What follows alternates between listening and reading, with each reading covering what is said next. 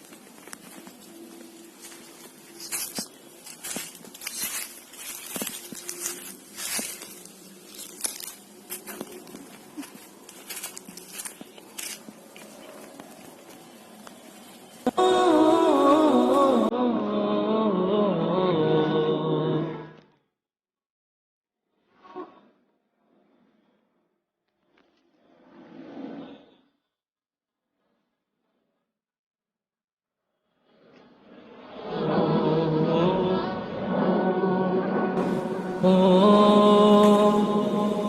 oh.